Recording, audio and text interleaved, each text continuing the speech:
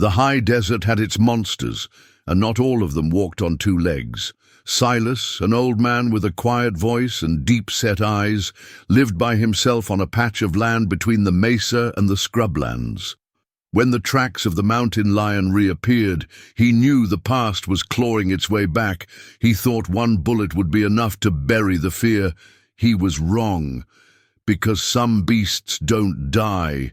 They wait, and they come back for what's theirs. That night the sky was so still, not even the wind dared to stir.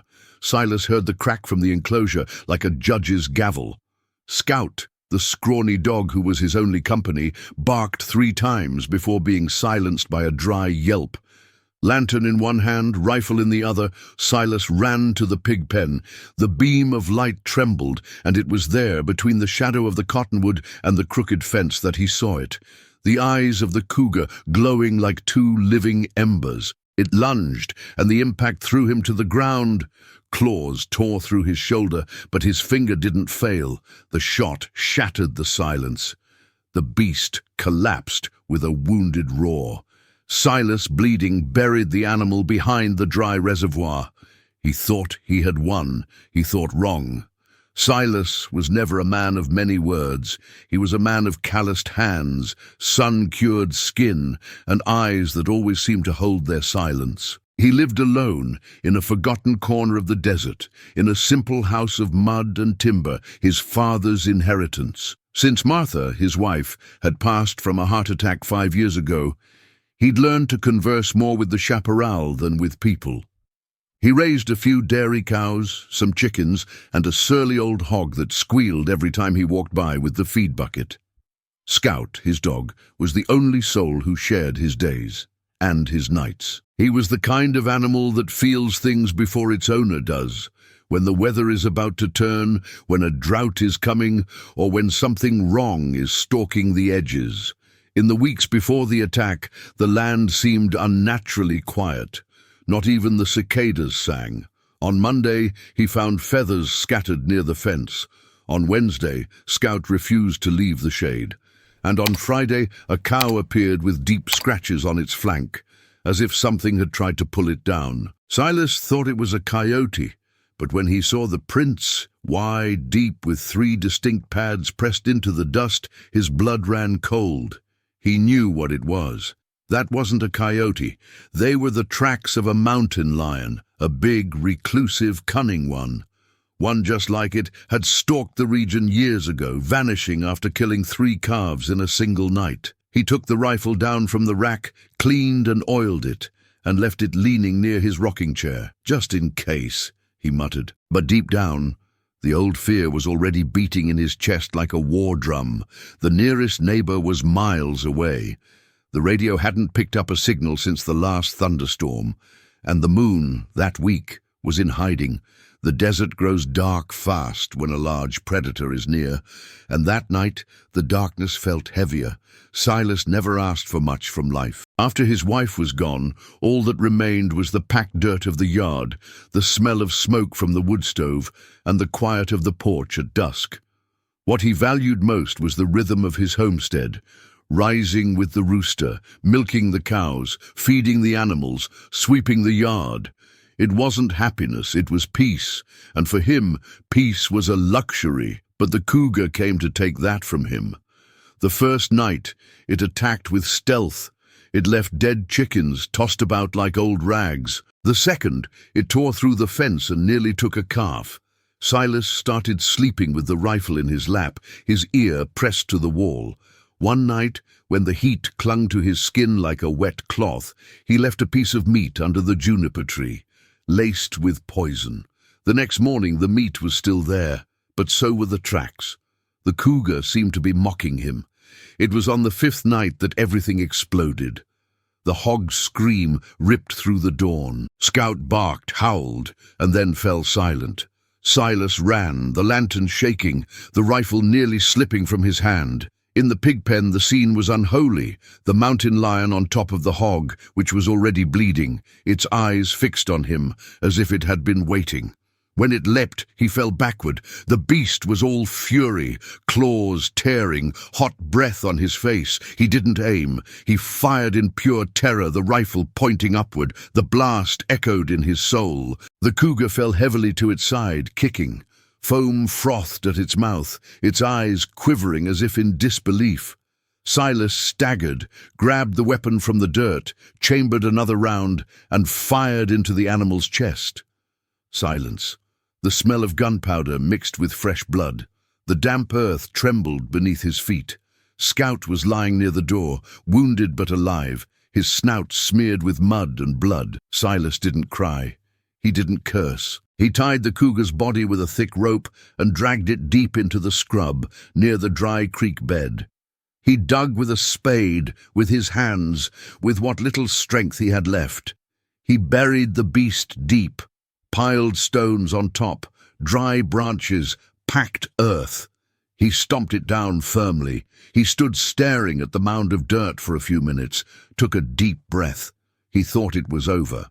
It wasn't. The next morning the sun rose just like any other day, but Silas was no longer the same man. His arm ached, his shoulder throbbed, and the silence felt denser than ever.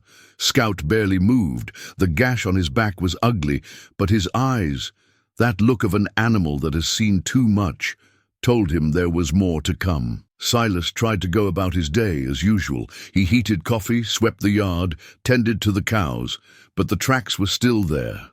Not yesterday's tracks, new ones, wider, deeper. It was as if something had returned during the night, something that walked calmly, that no longer bothered to hide. But I buried that devil with my own 2 hands.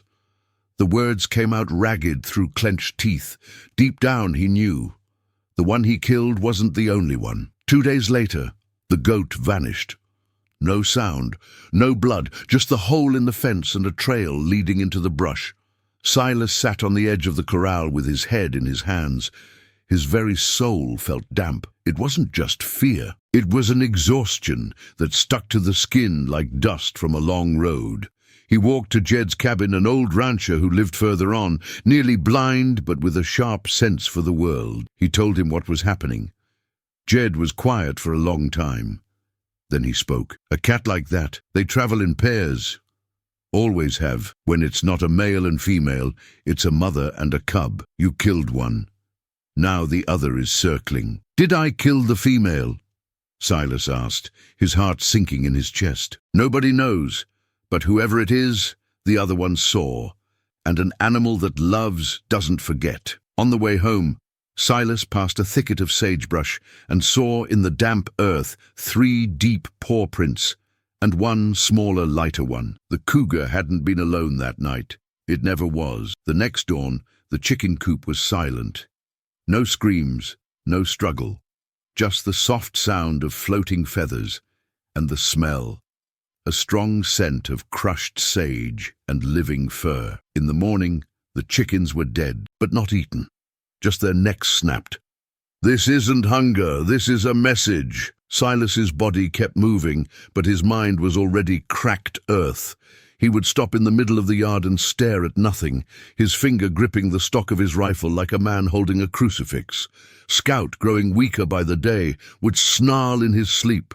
Every night more tracks, closer to the porch, deeper in his soul. Silas began setting traps. He strung barbed wire between posts, hung tin cans from dry branches, left poisoned meat in the middle of the yard. But nothing took the bait. Nothing was caught. The cougar was studying him, testing him, playing with him. On the 3rd night, Silas woke to the sound of claws scratching wood. He ran outside. Nothing. Just the pig pen gate, wide open, and the black cow, who'd given birth 2 months ago, bawling like a child. The calf's flank was torn open. It was still breathing, but barely. He looked into the little animal's eyes and saw the last hope his homestead had. He fired, to end the suffering, but what truly hurt wasn't the shot. It was the silence that followed. He didn't sleep that night. He just listened. To every leaf that rustled, every drip from the leaky gutter, every muffled whimper from Scout. The rifle was always loaded. But exhaustion, You can't arm yourself against that with lead, only with courage. And his was running out. Deep down he knew, the wilderness doesn't forgive. It just waits for the right moment to collect its debts. Silas woke with a dry mouth and a heavy body, as if he'd spent the night digging his own grave. The sun was barely up when he realized there was no point in shooting into the darkness anymore. That morning, he didn't load the rifle. He didn't leave out poisoned meat. He didn't scream at the wind. He sat on the porch, his hand on Scout's fur, the dog no longer even bothering to bark. He just stared at the brush with the look of an animal that has come to terms with its fate. The change was subtle, but it was real. Silas started to watch. He stopped rushing across the yard. He began to notice the details. A twig broken in the wrong place, the silence of the cicadas when they should have been buzzing, the smell of the grass when the wind shifted. It was as if the land itself was breathing differently. At the town market, he ran into Elias, a wily old-timer who'd spent more time hunting by moonlight than by day. He vaguely explained what had been happening. The old man didn't laugh. He didn't doubt. He just said, "Sometimes, Silas, the wild speaks to us. But we only hear it when we stop trying to win." Silas was quiet the whole way back. That night, he lit only a single lantern. He didn't set an ambush. He sat by the door with the rifle leaning against the wall. Scout lay on the threshold. The sky was clear, but there was no breeze. Around midnight, he heard footsteps. 3, then 2 more, then nothing. But he didn't get up. He just sat there, feeling. It wasn't courage, it was acceptance. Something inside him had shifted. For the first time, he understood it wasn't him against the cougar. It was him before it, like someone asking for an explanation from something that will never answer with words, only with its presence. That night, the mountain lion didn't attack, but it left a track. Right in front of the door, like a warning or a greeting. The next morning, Silas didn't work the soil. He didn't sweep the yard. He just walked the perimeter of his house, looking at the ground, like a man reading a letter written in dust. The prints were there, clean, deep like a signature. They weren't the tracks of a hunt. They were the tracks of something walking slowly with time on its side, of something that knows the other will wait. That afternoon, Silas decided to build something different. He dug a deep pit between the coop and the fence, covered it with dry leaves, and rigged crossed poles with rusty hooks hanging from them. Around it, he tied old oil cans to high branches to make a racket if anything moved, but now it wasn't a trap built from anger. It was a ritual. Before the sun went down, he left a piece of raw meat in the center of the yard, not poisoned. Clean meat. Then he sat down. Scout, quiet, leaned against the doorframe with a low moan. Silas stroked his neck with the same gentleness one uses to touch an old photograph. The night came on hot and thick. Even the lantern struggled to stay lit. The desert seemed to be holding its breath for hours. Nothing, just the sound of his own body. Heartbeat, pulse, the creak of the wooden chair, until the cans rattled, slowly. First a short clink, then silence. Then again, Silas didn't get up. He just watched. There, at the edge of the scrub, between the shadow and the pale light of the sky, a dark shape was moving. Large, low to the ground. The mountain lion. It didn't go for the meat. It didn't fall into the trap. It just stopped. And what happened next, Silas would never forget. The beast looked directly at him. They were there face to face for about 10 seconds, from a distance. Then it turned and vanished back into the brush. The old man let out his breath slowly, like someone signing a contract without knowing what he's agreeing to. There was no attack that night, but the game had changed. And Silas knew. It wasn't in a hurry, but it hadn't left either. The following days were slow, heavy, but for the first time, without death. The meat left in the yard would disappear before dawn, but silently. Without a struggle. The cougar would pass, take the offering, and vanish, as if accepting a tribute. Silas started to track the time between visits. 3 days, then 2, then 4. It wasn't hunger. It was presence. It was then that he decided to visit Old Tom, an ex-hunter who lived in a cabin at the foot of the mountains. Tom's eyesight was failing, but he heard everything. And what he told Silas made his blood run cold. This cat that's haunting your place. She's lost someone, her mate. And how do you know that? Because I saw it. After you killed the first one, remember? Of course. Well, the next day, I found the tracks of another, deeper, wider, right near the grave. Silas was silent. She saw you, Silas. And an animal that loves doesn't forget. But it's just an animal? No. A cat like that ain't just an animal. It's a spirit of the wild. It moves when it wants. It kills when it needs. And when it loses, it comes back. On the way home, the wind hit him sideways, and for a second he thought he heard a growl from the trees. But it was just the heavy silence. That night, he lit the lantern and left the door open. Scout didn't leave his corner. He wasn't eating anymore. He breathed with effort. Silas sat in the porch chair with the rifle on his lap, not to shoot, but to remember he still existed. The cougar didn't appear. But the next morning, it left a broken branch and 3 paw prints on the path to the corral. It wasn't an attack. It was a message. Slowly, the old man understood. This wasn't war. It was mourning. That beast wasn't hunting for food. It was hunting for an absence. With every visit, it left a trail, a memory, a piece of its pain. And Silas began to feel pity for himself, for the beast, for the whole damn world. The storm came without warning. The sky shut down at once, and the entire desert seemed to hold its breath. Silas could feel the pressure in his bones before the first thunderclap. That afternoon, he didn't set a trap. He didn't leave out meat. He didn't load the rifle. He just prepared the house, latched the windows, lit the lantern. He lined the floor with old cloths and put Scout in a corner, lying on his wife's quilt, the only one he still kept. The dog was breathing shallowly, his eyes nearly void of light. He was more shadow than animal. Silas sat down and waited. Outside, the world turned to stone and water. The rain hammered the walls as if trying to strip the mud from them. And then came the sound. It wasn't noise. It was a presence. A crack from the chicken coop, a thud against the fence. The wood of the porch groaning as if in pain. He stood up slowly, grabbed the rifle, not for defense, out of instinct. He walked to the porch. The rain fell in sheets, and the lantern cast grotesque shadows across the yard. And then he saw it. The cougar was there, wet, caked in mud but unbroken, stronger than ever. Its eyes were a bottomless well. It didn't roar. It didn't run. It just came, slowly. Silas took 2 steps forward. Water streamed through his white hair, his finger steady on the trigger, but he didn't fire. The cougar stopped a few feet away. It was breathing hard. It was hurt. One of its hind legs was limping slightly. And then, without warning, it growled. It sprang in a tight leap straight for his chest. The rifle fell. His body hit the ground hard. Claws tore his chest, and the hot breath of the beast covered his face.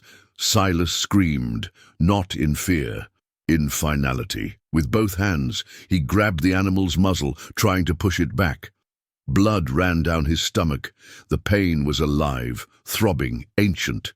Scout, in one last effort, got to his feet, staggered and barked. Just one bark, but it was enough. The cougar turned, surprised. Silas seized the moment. He grabbed the rifle with his right arm, angled the barrel upward, and pulled the trigger. The shot split the rain. The beast fell sideways, thrashing, still alive. He chambered another round, panting. The cougar's body trembled, its eyes duller now. It looked at him, and there Silas saw it. It was grief. It was love turned into a wound. It was everything he felt too. But even so, he fired again. Silence. The cougar stretched out its paws. Then nothing. Scout collapsed in the same instant. No sound, no struggle. His heart just gave out. Silas knelt in the mud between the beast and the dog. His hands were shaking. His chest heaved. The rain washed over everything, the blood, the sweat, the fear. And there in the middle of it all, he understood. You don't conquer the wild, you just survive it. Time passed, as everything passes in the desert, slowly, without hurry, without mercy. The rain gave way to the cracking heat. The earth dried out. The chickens started scratching in the yard again. Silas planted beans once more. He bought 2 calves, and a neighbor gave him a new dog, a skittish, wary thing that is still getting used to the house. But Scout was buried behind the coop, under the cottonwood tree where he used to sleep on summer afternoons. The cougar he dragged with his last strength to the foot of the mesa, buried it with his own hands, without anger, without haste. Today he hardly ever speaks of it. Visitors see a quiet man with a distant gaze. They think it's sorrow for his wife, or for his lost youth. But anyone who pays close attention will notice that he listens to the wilderness like a man listening to the news, and he never again went to bed without looking twice at the yard before closing the door. Because he knows. The trail never vanishes, it just changes its place, and one day it returns. Not out of malice, but because the wild has a memory, and the desert neither forgives nor forgets, it only teaches.